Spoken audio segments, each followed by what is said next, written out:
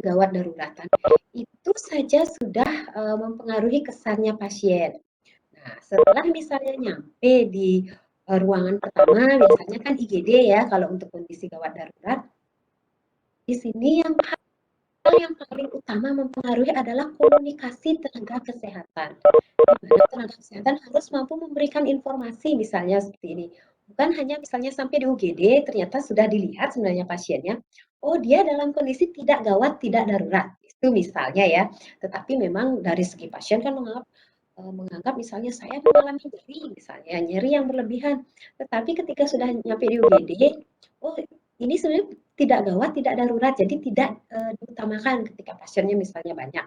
Tetapi tenaga kesehatan lupa mengkomunikasikan hal tersebut kepada pasiennya. Jadi yang di ini ya di apa ibu silakan tunggu. Ya kadang-kadang seperti itu ya yang sering terjadi. Jadi lupa mengkomunikasikan. Ketika ini lupa, maka hubungan saling percaya ini yang basicnya ya dari komunikasi sudah akhirnya sudah tidak terbentuk. Kok saya di nomor dua kan? Pasti seperti itu karena memang ketika seperti itu pun kita harus prioritaskan yang mana pasien yang akan kita berikan pelayanan terlebih dahulu misalnya. Karena di sini tenaga kesehatan pun sudah memiliki insting yang dinamakan care ya untuk instingnya ya. Itu sebenarnya dari komunikasi saya yakin semua sudah belajar komunikasi ya di prodi masing-masing ya. Bagaimana caranya berkomunikasi dengan seseorang ketika dalam kondisi seperti ini, bagaimana berkomunikasi bagaimana berkomunikasi dengan bayi, bagaimana berkomunikasi dengan anak usia sekolah, berkomunikasi dengan remaja, atau berkomunikasi dengan lansia. Jadi ini biasanya tenaga kesehatan itu sudah memiliki care ya. Jadi ketika berkomunikasi pun ditunjukkan, oh saya seperti ini, ya, karena itu sudah dilatih terus-menerus ya. Jadi yang pilihan pertama itu biasanya berdasarkan komunikasi yang dilakukan oleh tenaga kesehatan. Ya, jadi pilihan pertama sekali. Jadi ketika awal sudah komunikasinya buruk, biasanya akan tetap berlanjut ya. Jadi ketika awal komunikasinya sudah bagus, walaupun dia dinomorkan karena memang sudah kita komunikasikan, karena kondisinya setelah saya pemeriksaan awal, keluarga Bapak tidak mengalami status kegawatan maupun kedaruratan. Sehingga masih ada pasien yang lain yang lebih gawat dan darurat, silakan mungkin Bapak akan menunggu selama 5 menit misalnya seperti itu. Jangan sampai menunggunya 1 jam, itu berarti pelayanannya yang tidak efektif ya. Jadi itu yang harus dikomunikasikan kepada keluarga pasien. Terus untuk hubungan saling percaya pasien dan keluarga di sini seperti tadi ya hubungan interpersonal bukan hubungan sosial. Fokus dari hubungan saling percaya ini adalah fokusnya kepada klien ya, bukan fokusnya kepada tenaga kesehatan. Dan tujuannya seperti saya bilang tadi adalah untuk menyelesaikan masalah klien.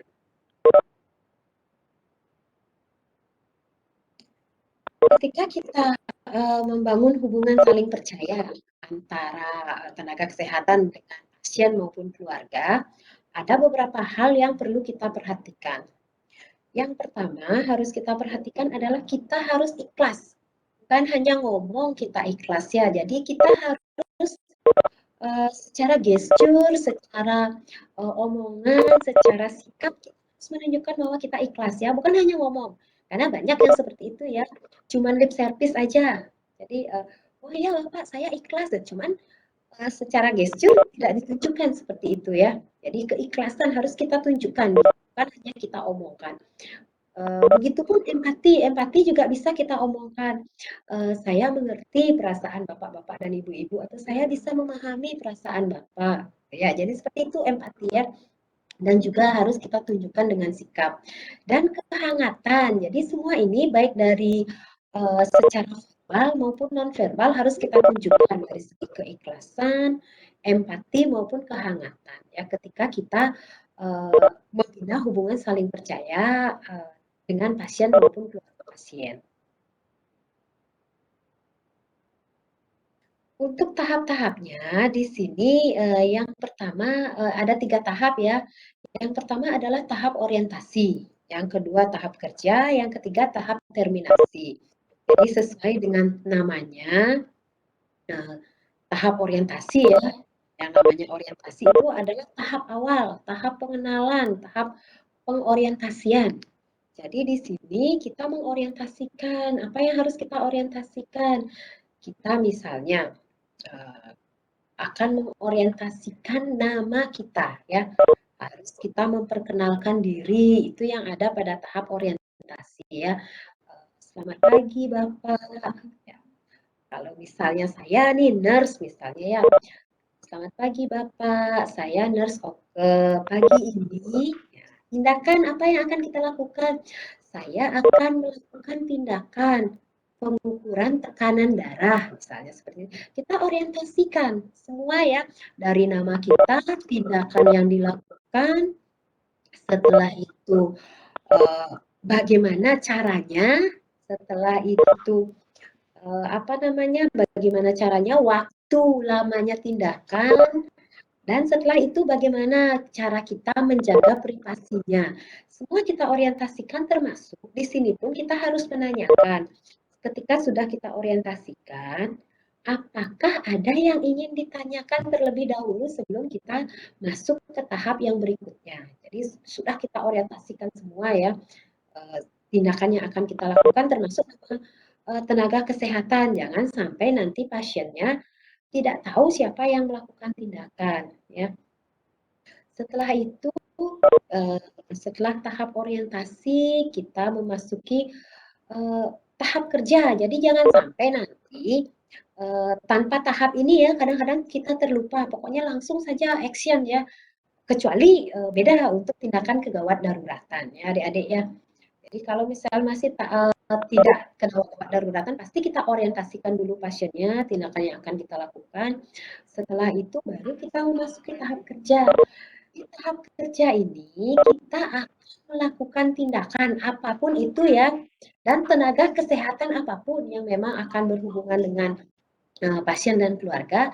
Ketika tahap kerja kita action di sini tindakan, tetapi jangan lupa juga tetap membangun komunikasi. Ya. Jangan karena merasa saya sudah ngomong nih, kan ada beberapa orang yang memang males misalnya ngomong ya, terutama yang cowok-cowok nih. Ya sudahlah, yang penting saya tadi udah jelaskan, saya udah memperkenalkan diri, saya sudah jelas aja nggak usah isi ngomong. Tidak seperti itu ya, mulai sekarang kita latih nih komunikasinya. Di tahap kerja pun tidak mungkin kita kerja tanpa kita berinteraksi dengan pasien terutama ya. Kalau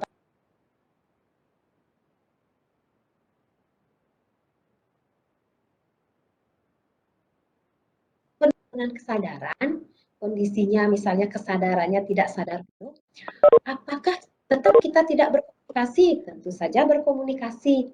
Tetapi yang perlu diingat ya, jangan sampai memberikan pertanyaan kepada pasien. Misalnya tahap orientasi, pasien menurun kesadaran. Jadi kita tanya, bagaimana Bapak tidurnya semalam? Atau kita isi di akhir penjelasan, ada yang ingin Bapak tanyakan? Jangan sampai seperti itu ya. Jadi ini ya, jangan memberikan pertanyaan ya pada pasien, tetapi kalimat yang kita gunakan adalah kalimat-kalimat percakapan yang memang tidak memerlukan jawaban dari pasien. Terus apakah berguna kita melakukan komunikasi tersebut? Berguna. Karena berdasarkan hasil penelitian ya, indera yang paling terakhir mengalami penurunan adalah indera pendengaran. Jadi dalam kondisi pasien penurunan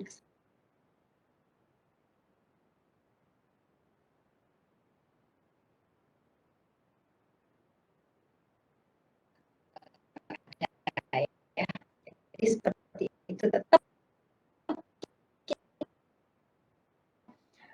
setelah bekerja, sudah selesai pekerjaan yang kita lakukan, apapun itu ya tindakannya, ini kan berbeda-beda sesuai dengan kompetensinya masing-masing ya. Setelah itu, setelah selesai, kita masuk ke tahap akhir, namanya tahap terminasi. Namanya saja terminasi, jadi ini adalah tahap akhir. Hal-hal yang kita lakukan di tahap terminasi, yang pertama harus kita lakukan berikan pujian kepada pasien ya, atau reinforcement positif biasanya kita sebut. Jadi kalau misalnya pasiennya sadar, jadi terima kasih Bapak, tadi sudah sadar tidak sadar pun sama ya. Terima kasih Bapak, tadi sudah bekerja sama dengan baik selama kita melakukan tindakan. Jadi tetap dibilang apakah memang akan datang lagi kita ke sana. Kalau datang kita biar pasiennya tidak berharap-harap kapan ya ini nanti akan datang lagi tenaga kesehatan. Kita bilang lagi kalau misalnya akan datang misalnya 1 kali sehari datang, oh saya akan datang lagi besok. Kalau misalnya memang nanti akan datang lagi sore, kita bilang juga sudah reinforcement positif, sudah menguji pasien ya, reinforcement positif, mengucapkan terima kasih kita juga sudah, kontrak waktu pertemuan selanjutnya sudah, setelah itu kita pamit. Jadi pamit dari ruangan pasien ya, saya permisi ya Bapak, selamat siang. Jadi seperti itu tahap-tahap untuk membangun hubungan saling percaya. Jadi ketika ini sudah kita ikuti, jadi biasanya hubungan saling percaya antara tenaga kesehatan dengan pasien maupun keluarganya sudah akan terbentuk dengan bagus. Ada juga beberapa faktor yang akan mempengaruhi klien ketika berhubungan. Yang pertama mungkin ada perbedaan dalam tahap perkembangan. Jadi mungkin di sini kalau perawatnya biasanya pasti dewasa awal, ada dewasa tengah ya. Tetapi ternyata kliennya dalam kondisi misalnya lansia. Ini kadang-kadang juga akan mempengaruhi klien dalam berhubungan atau pasiennya juga balita misalnya anak-anak yang susah itu adalah yang batita ya di bawah 3 tahun untuk membangun saling percayanya itu susah ya jadi ketika sudah melihat aja tenaga kesehatan ciri khasnya biasanya menggunakan uniform ya apapun itu ya atau melihat barang yang dibawa saja misalnya melihat stetoskop saja kadang sudah tahu ya seperti itu sudah ketakutan duluan tapi perbedaan tahap perkembangan ini mempengaruhi ya setelah itu perbedaan budaya juga antara tenaga kesehatan dengan klien ada beberapa yang terutama budaya itu juga termasuk perbedaan bahasa di dalamnya ya akan bisa mempengaruhi hubungan klien ya. Setelah itu perbedaan gender, ya, kadang-kadang kita pun sendiri merasakan ya mungkin antar cewek dengan cewek akan lebih enak ketika mau sesi bukan curhat ya, mau sesi mengungkapkan apa yang perasaannya klien ya. Jadi biasanya ketika kliennya adalah perempuan, kita akan mencarikan tenaga kesehatan yang perempuan. Ini untuk sesi ini ya, sesi misalnya untuk hal-hal yang spesifik misalnya yang memang klien malu mengungkapkan atau memang ada kliennya akan ada permintaan khusus ya. Kalau laki-laki mungkin dengan laki-laki, tapi biasanya kalau laki-laki kliennya laki-laki, tenaga kesehatannya perempuan biasanya jarang ada masalah ya. Tetapi yang ada masalah itu adalah yang kliennya perempuan, tenaga kesehatannya laki-laki. Biasanya itu yang kadang-kadang ada spesial ya, permintaan spesial. Bisa nggak saya dicarikan tenaga kesehatan yang perempuan misalnya itu berarti memang memang kliennya merasa tidak nyaman ketika berbeda gender. Setelah itu yang mempengaruhi juga yang ini pasti nih karena ada gangguan penglihatan, pendengaran pasti akan mempengaruhi klien dalam berhubungan dengan orang lain, terutama dengan tenaga kesehatan.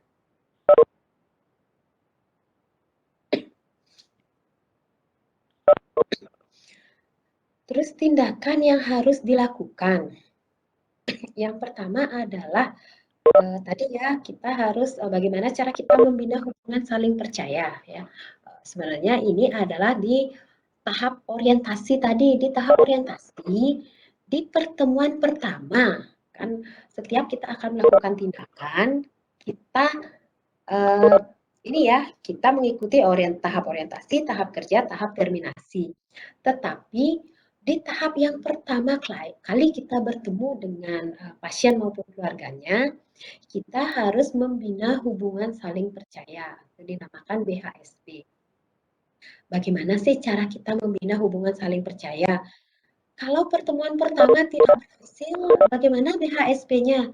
Ya udah kita lanjut ke pertemuan yang kedua. Kalau pertemuan kedua tidak berhasil, kita lanjut ke pertemuan yang ketiga, gitu ya. Jadi BHSP itu harus selalu dibentuk, ya. Terutama di sini pasien-pasien yang memang gangguan jiwa ya, akan berbeda. Mungkin BHSP-nya perlu beberapa kali, tapi kalau pasien-pasien yang umum, biasanya BHSP-nya kita lakukan di pertemuan pertama, ya. Yang pertama harus kita lakukan adalah mengucapkan salam terapeutik. Ya, salam itu ada ya, selamat pagi Bapak, bagaimana kondisinya hari ini? Apakah benar dengan Bapak ini? Setelah itu kita juga perlu menanyakan nama panggilan kesukaan misalnya. Kan ada beberapa orang yang suka dipanggil A, suka dipanggil B, malah ada juga yang tidak suka dipanggil dengan namanya karena sudah memiliki identitas sendiri. Jadi kita harus menanyakan itu. Seperti itulah kita memberikan salam terapeutik kepada klien. Setelah itu kalau perlu, tetapi ini karena musim COVID ya, kalau perlu berjabat tangan, kita lakukan jabat tangan ya, kalau memang diperlukan. Setelah itu kita juga harus menjelaskan seperti tadi ya, apa sih tujuan interaksi kita, apa sih tujuan tindakan yang akan kita lakukan. Setelah itu membuat kontrak uh, tentang topik, waktu dan juga tempatnya ya. Jadi kita lakukan di sini, saya akan melakukan apa tadi pengukuran tekanan darah, waktunya 10 menit. Setelah itu tempatnya di sini di bednya Bapak dan Pak. Terus nih ada saya merahi satu nih. Hubungan yang baik antara tenaga kesehatan dengan pasien akan terjadi bila terdapat rasa saling percaya antara tenaga kesehatan dengan pasien. Ini yang utama ya, rasa paling percaya itu ya adalah hal yang utama untuk membangun hubungan yang baik. Setelah itu tenaga kesehatan memahami tentang hak-hak pasien dan harus melindungi hak tersebut. Mungkin nanti bisa dilihat ya antara ini ya, ada ya tentang apa itu apa saja hak-hak pasien itu dilihat nanti. Mungkin kan ini ranahnya saya untuk membahas ya.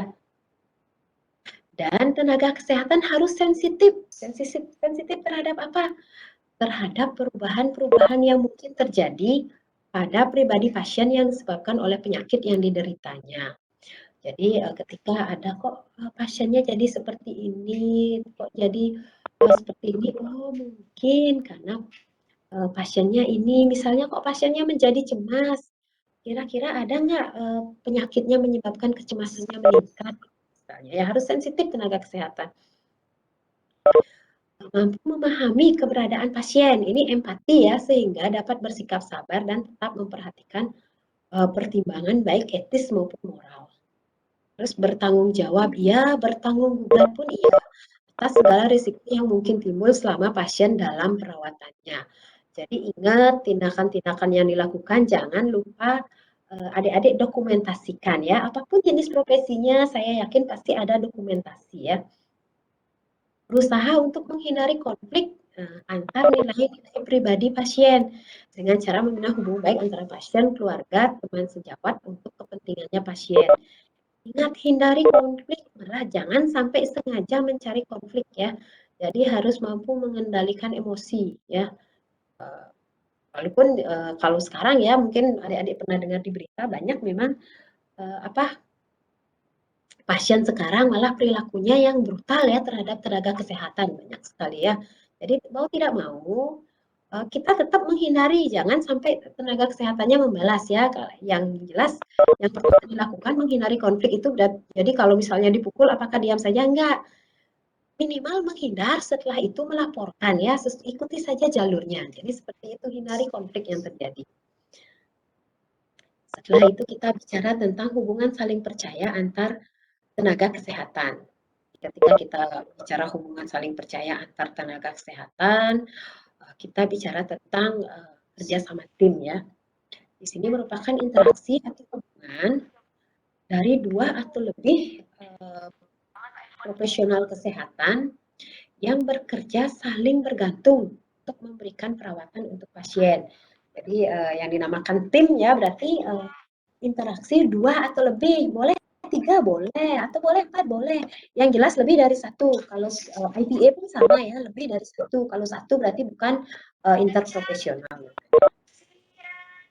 Apa tujuan dari kerjasama ini?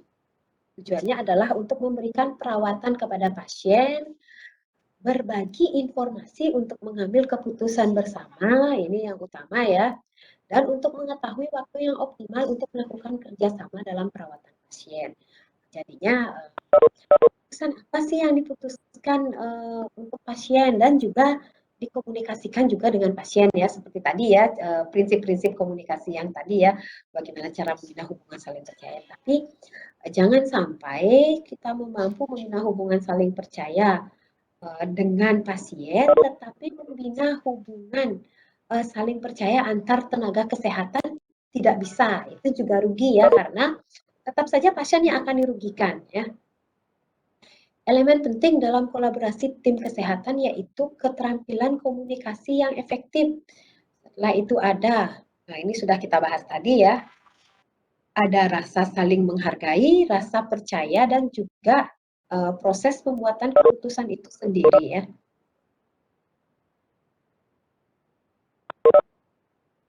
Di sini pasien yang merasakan pelayanan kesehatan di sini berhak memperoleh keamanan dan keselamatan dirinya selama dalam perawatan di rumah sakit. Jangan sampai karena tidak adanya hubungan saling percaya, ada beberapa tindakan yang double diberikan pada pasien. Ya, jadi pasiennya kalau tindakannya double tentu mempengaruhi keamanan dan keselamatan pasien atau malah tindakan yang seharusnya dilakukan pasien tidak sama sekali tidak mendapatkan tindakan itu. Jadi memang ini juga mempengaruhi keamanan dan keselamatan pasien. Ketika tidak dilakukan kerjasama tim yang baik, bisa terjadi pelayan yang tumpang tindih seperti tadi ya, double-double. Kadang-kadang sampai pemberian obatnya double, harusnya dapat satu diberikan 2 kali. Terus bisa juga terjadi konflik interprofesional antara satu tenaga kesehatan dengan tenaga kesehatan yang lain. Bisa juga terjadi pemeriksaan maupun tindakan sehingga akan menghambat tercapainya tujuan. Tujuan itu apa tujuannya? Yaitu untuk kesembuhan klien. Untuk kolaborasi di sini harus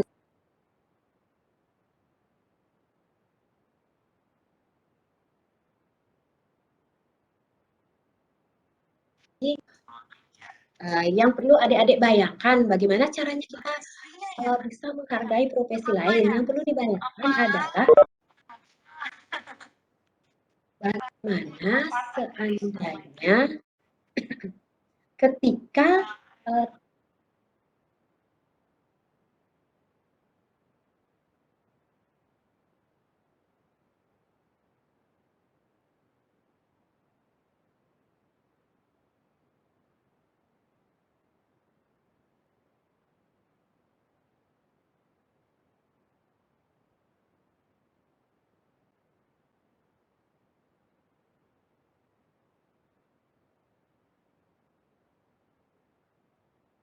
kita mampu menghargai, respect, dan juga mampu bekerja sama. Ya. Jadi kalau misalnya hubungan saling percaya saja, tetapi kita tidak mampu bekerja sama juga rugi ya. Jangan sampai gini, pokoknya saya percaya lakukan aja semua tindakan ya, nggak usah ada saya ke pasien, itu juga rugi ya. Hubungan saling percaya diikuti dengan menghargai dan juga diikuti juga dengan mampu bekerja sama ya. Jadi ketiganya ini adalah hal yang paling utama ketika kita melakukan kolaborasi.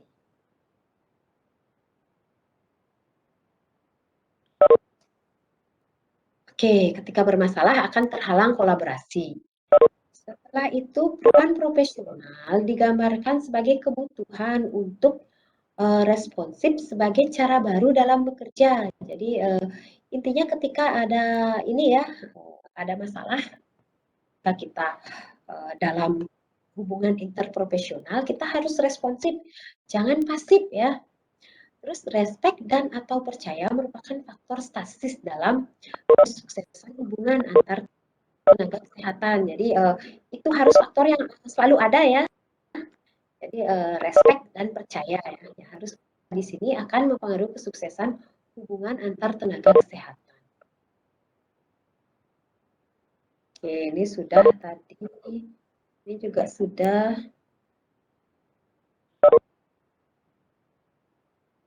Nah, di sini ada perkembangan dari hubungan interprofesional, hubungan saling percaya ya. Di sini saya ambil contohnya dari perawat dengan dokter ya, karena kebetulan ini yang saya temukan ya. Di sini masing-masing ya, kan dokter memiliki peran tersendiri-sendiri, dari nurse juga memiliki peran sendiri-sendiri. Di sini membawa identitasnya masing-masing, baik dari dokter, baik dari perawat. Setelah itu ada di sini saling pengertian antara satu tenaga kesehatan dengan tenaga kesehatan yang lainnya. Di sini adalah kompeten di sini ya. Setelah itu di sini bagaimana antara nurse dan dokter itu adalah mendemonstrasikan kompetensi dan akhirnya di sini ada hubungan saling menghargai antara karena contohnya di sini dua ya antara nurse dengan dokter sehingga akhirnya terbentuk interprofessional trust. Seperti inilah prosesnya ya. Ini salah satu contoh mungkin nanti untuk tenaga kesehatan yang lain prosesnya sama, cuman kebetulan yang saya contohkan di sini dua. Kalau misalnya tiga sama seperti ini ya, sehingga akhirnya terbentuklah interprofessional trust ya. Jadi di sini ada saling menghargai, setelah itu akhirnya terbentuklah interprofessional trust. Dari saya sih itu saja. Oh masih ada satu slide lagi. Di sini untuk interprofessional teamwork, di sini ada yang mempengaruhi ada trust dan juga ada respect. Di sini untuk trust itu ada kepuasan kerja, terus ada keterbukaan dalam apa namanya sharing information. Untuk respectnya itu ada beberapa ya. Respect itu bisa meningkatkan kepercayaan diri, terus ada juga lingkungan kerja yang positif. Jadi ini akan menyebabkan terbentuknya interprofessional collaboration practice atau sering kita singkat sebagai IPC ya atau IPC ya. Jadi kalau sekarang adik-adik masih dalam tahap IPA interprofessional education, nanti akan kita lanjut ke interprofessional collaboration practice. Jadi seperti itu. Saya rasa ini slide saya yang terakhir. Untuk referensinya beberapa bisa diambil di sini ya. Untuk topik saya hari ini. Oke, saya rasa itu saja.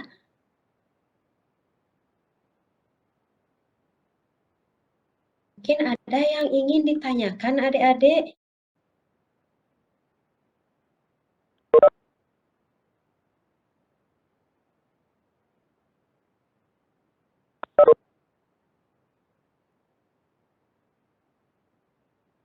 Selamat siang, Nurse. Saya izin bertanya.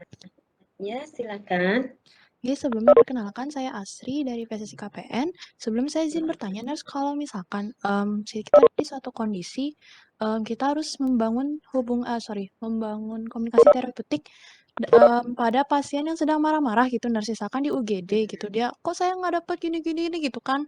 Nah, apakah kita boleh mengskip bagian orientasi itu langsung ke gini? Apa kita tetap lakukan orientasi tapi langsung dipersingkat gitu? Itu pertanyaan saya, Nurse. Terima kasih. Ya, oke. Ketika kita ada pasien marah-marah, kalau pasiennya marah-marah atau keluarganya marah-marah, jadi ketika kita ini sebenarnya harusnya sebelum marah ya kita sudah bina hubungan ini ya. Ketika sudah terlanjur misalnya pasien atau keluarganya marah-marah misalnya, mungkin hubungan saling percaya ini, bina hubungan saling percaya ini belum terbentuk ya. Yang pertama bisa kita lakukan adalah bukan langsung ke tahap kerja, tetap saja kalau marah-marahnya kan kita harus cari penyebabnya. Kenapa marah? Apakah memang merasa ini ya tidak dilayani sebagaimana mestinya atau kurangnya informasi. Jadi tetap aja harus kita seperti tadi ya tahap-tahapnya harus kita ikuti. Tetapi beda lagi kita harus cari faktornya kenapa dia marah itu ya. Kalau misalnya memang marahnya karena memang kelalaian dari petugas kesehatan, itu pasti beda lagi. Kita tetap harus ini ya, mudah-mudahan sih tidak terjadi seperti itu kalau di dalam situasi gawat daruratan ya, tetap harus kita yang meminta maaf ya, mudah-mudahan. Biasanya sih jarang seperti itu. Marah-marah itu karena kurangnya komunikasi ya. Kalau misalnya dalam situasi gawat darurat, bisa di-skip tahap orientasi, kita langsung ke tahap kerja, tidak perlu ngomong, pokoknya langsung bekerja. Tapi dalam kondisi sudah lewat fase gawat, fase darurat misalnya ya, baru kita tindakan selanjutnya, baru kita ikuti dengan tahap orientasi, tahap kerja, dan tahap terminasi. Jadi sebenarnya ini adalah ketika kita berjalan dalam situasi normal. Tetapi dalam situasi tidak normal atau kegawat daruratan atau misalnya situasi yang lain berarti kita menyesuaikan. Jadi seperti itu ya. Oke, mungkin ada lagi adik-adik?